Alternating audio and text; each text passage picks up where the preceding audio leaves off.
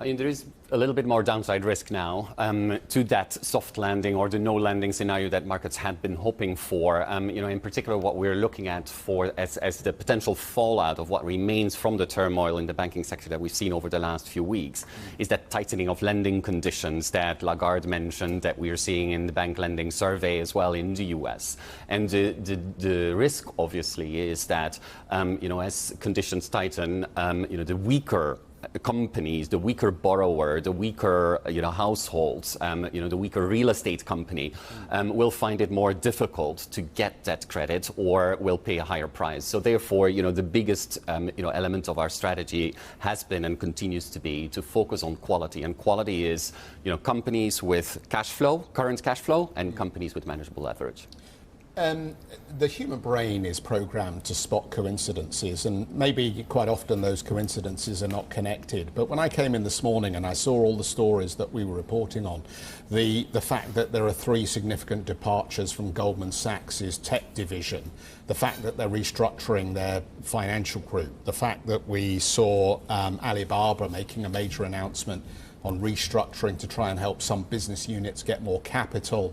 And then the latest news in the banking space, the criticism of SVB.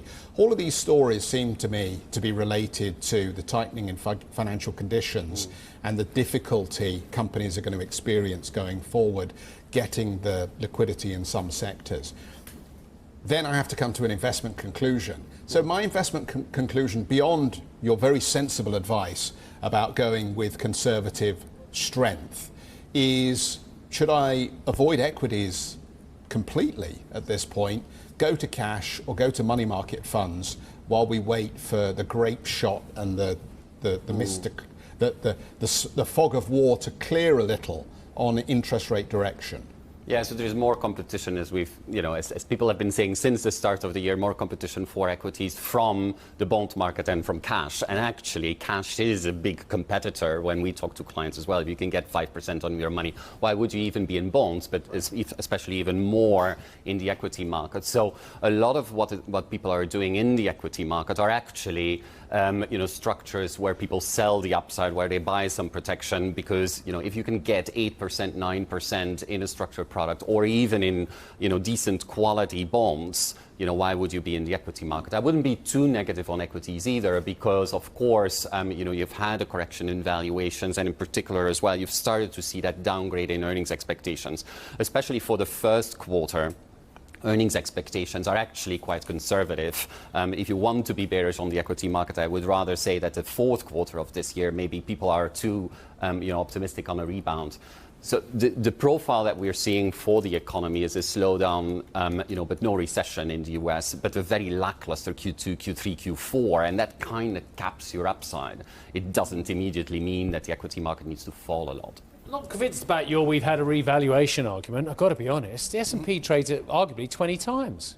That's really expensive if you look at a chart of this century's S&P price earnings ratios. From when you compare it to a real yield environment, which is what we do, to a triple B real yield, it's actually not mispriced.